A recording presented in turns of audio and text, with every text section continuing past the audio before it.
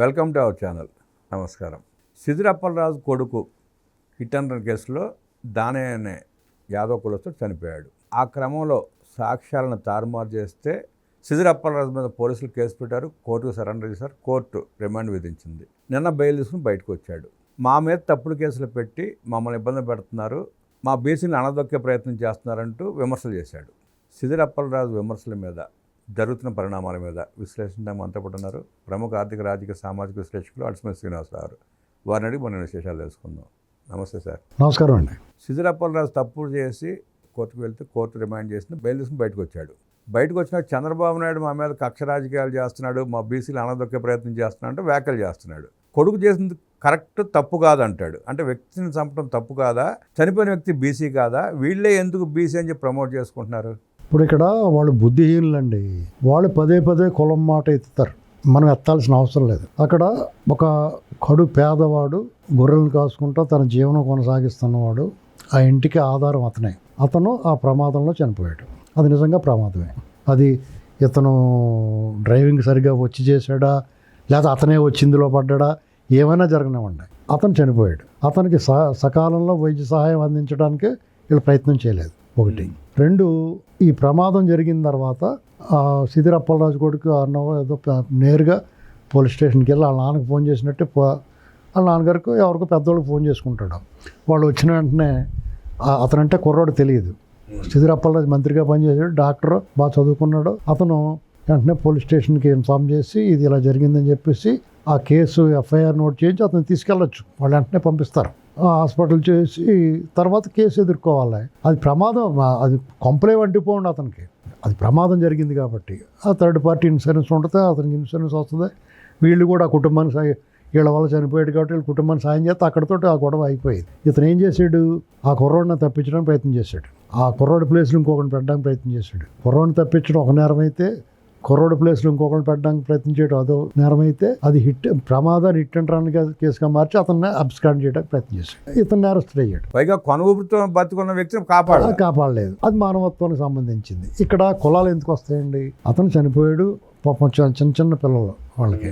దాంట్లో ముందులో అయితే సెటిల్మెంట్ కింద తనేమి ఆగమేఘాల మీద ఏమి అరెస్ట్ చేయలేదు. మొత్తం అందరికీ తెలిసిపోయి, మీడియాకి తెలిసిపోయి అలర అయిపోయిన తర్వాత అతనికి అరెస్ట్ సురైంది.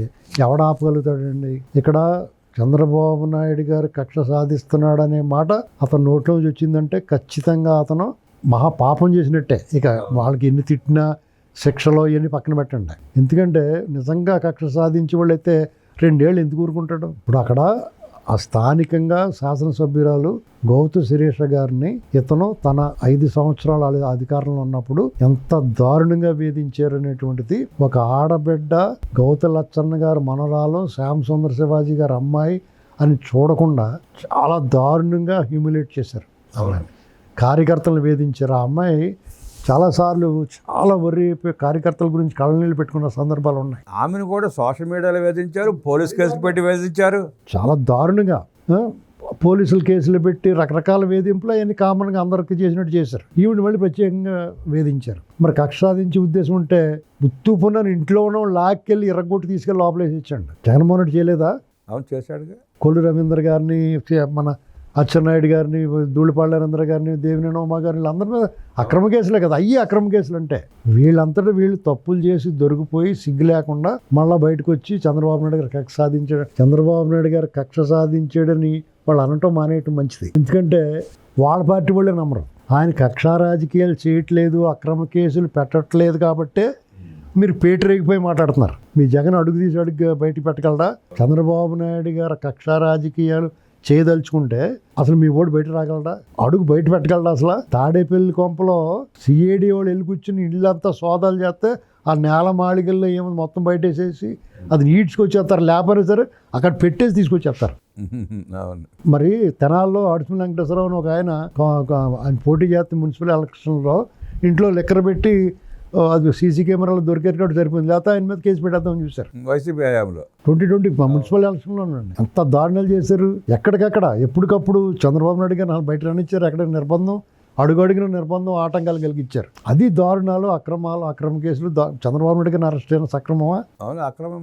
జగన్మోహన్ రెడ్డి హయాంలో చేసిన అరెస్టులు ఏదైనా సరే సక్రమంగా ఉందండి?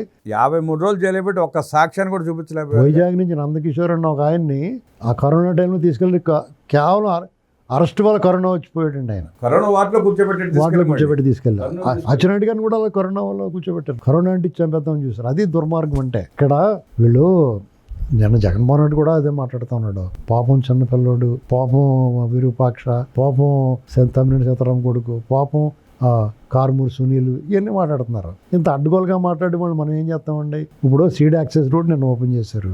అందరూ కూడా పోన్లేరా బాబు చాలా మంచి పని జరిగింది అనుకుంటున్నారు. ఆ క్వార్టర్స్ అన్నీ హ్యాండ్ ఓవర్ చేస్తున్నారు ఎమ్మెల్యేలకి, ఎమ్మెల్సీలకి. దానికి పేరు నాని వచ్చే ఉంటాడు. వాళ్ళు ఎవరు 5 స్టార్ హోటల్లో ఉంటారు, అందులో ఎవరు ఉంటారు అంటాడు. ఉంటే ఉంటారు, లేకపోతే మన వాళ్ళకి ఇచ్చారు. నీకెందుకు అది? ఇప్పుడు మీ వాళ్ళు ఉంటారు లేదా చూద్దాం. అసలు మీ వాళ్ళకి ఇవ్వద్దు అంటాను నేను. ఎందుకంటే అసెంబ్లీకి రాని వాళ్ళకి క్వార్టర్స్ ఎందుకు? ఇప్పుడు వాళ్ళ క్యాంప్ ఆఫీసుల కింద వాడుకుంటారు. ఇప్పుడు హైదరాబాద్లో ఎమ్మెల్యే క్వార్టర్స్ ఉండి, శ్రీకాకుళంలో ఉన్న వాళ్ళు కూడా ఇక్కడ క్వార్టర్ ఉండేది. వాళ్ళు అసెంబ్లీకి వచ్చినట్టు ఇక్కడ ఉండేవారు, లేదంటే వాళ్ళు నియోజకవర్గంలో ఉంటారు. ఇప్పుడు కూడా అంతే. అసెంబ్లీ సమావేశాలు జరుగుతున్నప్పుడు అమరావతిలో ఉండాల్సి వచ్చినప్పుడు ఇప్పుడు వాళ్ళకే కూడా తడిసి మోపుడు అవుతుంది. ఏదైనా హోటల్లో అది ఉండాలన్నా, లేకపోతే బయట ఎక్కడన్నా తీసుకుని ఉండాలన్న అద్దెలు గవర్నమెంట్కి ఆ వారం తగ్గుద్ది. ఇప్పుడు ఆ క్వార్టర్స్లో ఉంటారు వచ్చినప్పుడు. ఒకవేళ ఉండకపోయినా ఉంటే వాళ్ళ ఇష్టం అండి అది. ఇప్పుడు సెక్రటేరియట్ అక్కడ ఉంది, అసెంబ్లీ అక్కడ ఉన్నప్పుడు అక్కడ స్థానికంగా నివాసం ఉంటారు, నియోజకవర్గాలు తిరుగుతారు, పనులు చేయించుకుంటూ ఉంటారు. ఇక్కడికి వచ్చి ప్రభుత్వం కేటాయించింది, వాళ్ళు ఉండకపోతే ప్రభుత్వం ఏం చేస్తుంది? అతనికి ఇది చాలదు, నాకు ఇంకా పెద్దది కావాలనుకుంటే వేరే ఉంటాడు. ఎందుకు డబ్బులు దండగా, తైలం దండగా అనుకుంటే ఇక్కడే ఉంటాడు. అతనేమంటాడు? వాళ్ళ డ్రైవర్లు ఉంటారు, మరి వాళ్ళ డ్రైవర్లు వాళ్ళ సిబ్బంది ఉంటారు. ఇప్పుడు ఇక్కడ హైదరాబాద్ క్వార్టర్స్లో నియోజకవర్గం నుంచి వచ్చిన వాళ్ళు అందరూ ఉండేవారు. ఆ క్వార్టర్స్లో రోజుల తరబడి అక్కడే పడుకుని అక్కడే ఉండేవారు. ఈ పేరు నాని కూడా లగడగా పోలే అప్పట్లో ఇచ్చారు క్వార్టర్, దాంట్లో వేరే వాళ్ళు తీసుకొచ్చి పెట్టుకున్నాడు. వాళ్ళు చేసిన పనే అదే చెప్తున్నాడు అతను. ఏంటండి మరి అంత దిగజారిపోలేదు. అప్పుడు క్వార్టర్స్లో ఉండేవారు పెద్ద సదాశివరావు గారు లాంటి వాళ్ళు క్వార్టర్లో ఉండేవారు. ఎవరైనా క్వార్టర్లోనే ఉండేవారు. సార్ నిన్న సిద్దిరాపల్లిరాజు మీటింగ్ పెట్టి అంతసేపు మాట్లాడాడు. మంత్రిగా పనిచేసి కోట్ల రూపాయలు దోచుకున్నాడు ప్రజల సంపద. అక్కడ చనిపోయింది నిరుపేద కుటుంబం, అతనే ఆధారం ఆ కుటుంబానికి. ఆ పసిపిల్లలకి నేను చెరొక 5 కోట్లు ఇస్తాను, తప్పు అయిపోయిందని చెప్పి ఒప్పుకోకుండా ఇవాళకి దుర్మార్గంగా మాట్లాడుతూ దుర్మార్గంగా వ్యవహరిస్తారు. 5 కోట్లు కాకుండా చెరుకు 50 లక్షలు ఇవ్వచ్చు కదండి. అదే చెరుకు 5 లక్షలు, చెరుకు 10 లక్షలు డిపాజిట్ అయ్యచ్చు కదా. ఫిక్స్డ్ డిపాజిట్ చేస్తే బతుకుతా చదువుకుంటారు, మనిషి కింద పనిలో పెట్టుకుంటా అన్నారు. నువ్వు సంపాదించిన 100 కోట్ల రూపాయలతో నీ కొడుకు ఇంకో 3 తరాలు సరిపడా తిని కూర్చున్న తరగనంత సంపాదించుకున్నారు. వీడి గురించి ఆలోచిస్తాడు కానీ ఆ నిరుపేద పిల్లల గురించి ఆలోచించట్లా. ఇంత దుర్మార్గంగా ఆలోచిస్తారు కాబట్టి వాళ్ళు మట్టి కొట్టుకుపోయారండి. వాళ్ళు ఏదో అనుకుంటున్నారు, సంపాదించాం కదా మనకేం పర్లేదు కదా అనుకుంటున్నారు. ₹1 నిలబడదండి. 100 కోట్ల నేను రాబందు ఒక గాలి వాళ్ళు కొట్టుకుపోయినట్టే. మీ కాలచక్రంలో ఇది ఒక సైకిల్, చక్రభ్రమణం ఇది అంతా. ఎప్పుడైనా సరే ఇలాంటి దుర్మార్గాలు అన్యాయాలు చేసిన డబ్బు, జగన్మోహన్ రెడ్డి ఉన్నాడు, లంక మేత గోదరేతనే ఇతను కొల్లగొట్టిందంతా లాయర్లకి, కోర్టులకి, వీళ్ళకి దర్యాప్తు సంస్థలు మేనేజ్ చేసుకుంటాం. ఇక్కడ బతుకంతా అలా జరిపోతుంది కదా. జనజనగా 100 ఆయుషేగా ఎప్పుడు మెడమే కత్తి తెగి మీద పడద్దు అన్న భయం. వీళ్ళు రాజకీయాల్లో ఉండడానికి అర్హత లేదండి. మనం దురదృష్టవశాత్తు రాజకీయాల్లో ఉండిపోయారు. మనం కోరి తెచ్చుకోం కదా, కానీ ఇతను కోరి తెచ్చుకున్నారు. కష్టాలను కోరి తెచ్చుకోవడం ఎవడం.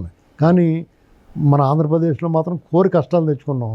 కోరి తెచ్చుకున్నప్పుడు మనం తప్పదు భరించాలి. అతను జనం అందరూ ఓడించి పంపాం. మళ్ళీ సార్ ఏం చేయాలంటే ఇక ఆనవాళ్ళు లేకుండా చేయాలి అంతే. ఎందుకంటే ప్రతి ఒక్కళ్ళు గమనిస్తున్నారు ఈ ప్రభుత్వం మీద. కొన్ని ప్రభుత్వం చేసిన తప్పులు చిన్న పెద్ద ఉంటాయి. ఎక్కువ అసంతృప్తి ఉంది ఏంటంటే వీళ్ళందరినీ ఎందుకు వదిలేస్తున్నారనేది ఎక్కువ అసంతృప్తి. మిగతాది ఏ అసంతృప్తి లేదండి. వీళ్ళు ఇష్టమైనట్టు మాట్లాడటానికి ప్రజలు గమనిస్తున్నారు. ప్రజలు గమనించకుండా ఉంటారండి. యాక్చువల్గా అయితే ఈ ప్రభుత్వమే కోపడుతున్నారు కూడా. వీళ్ళని ఎలా వదిలేశారు, వీళ్ళు ఇంత అడ్డగోలుగా మాట్లాడుతుంటే ఎందుకు వదిలేస్తున్నారు మీరు? ప్రతి ఒక్కళ్ళ మనసులో ఇదే ఉంది. వీళ్ళు అలాగే మాట్లాడతారు. ఇప్పుడు కొడాలని మాట్లాడుతున్నాడు, అతను ఎందుకు వదిలే. ఇప్పుడు అతను వీళ్ళ మీద ప్రెజర్ పెరుగుద్ది, ఖచ్చితంగా లోపలేస్తారు. లేకపోతే నన్ను అన్యాయం చేస్తారంటాడు. నా నోరు మూసుకుని ఉండొచ్చు కదా, మళ్ళీ మాట్లాడతాం ఎందుకు? వీళ్ళకి ఎవరికాడికి ఎలా ఉందంటే ప్రభుత్వం అరెస్ట్ చేస్తే సింపతి గెయిన్ చేసి దాన్ని అడ్డబడి రాజకీయం చేద్దామనే ఫీలింగ్లో ఉన్నారు వీళ్ళు. ఇప్పుడు అరెస్ట్ అయిన వాళ్ళు ఎవరికే సింపతి రాదండి. ఎందుకంటే వాళ్ళు నోటి దుర్గంధం వల్ల వాళ్ళు ఆల్రెడీ చెడిపోయారు. అంతేకాకుండా వాళ్ళు చేసిన పనులు కూడా అలాంటివి ఉన్నాయి. కాబట్టి ఎవరికే సింపతి రాదు. ఉట్టి పుణ్యాన్ని ఎవరన్నా అరెస్ట్ చేశారనుకోండి, అయ్యో పాపం వాడు ఏం తప్పు. ఇప్పుడు కొర్రెల రవీంద్రన్ ఉన్నాడు, అతను చూస్తే మీకు ఎవరికైనా ఆన్ చేసేలా ఉంటాడా?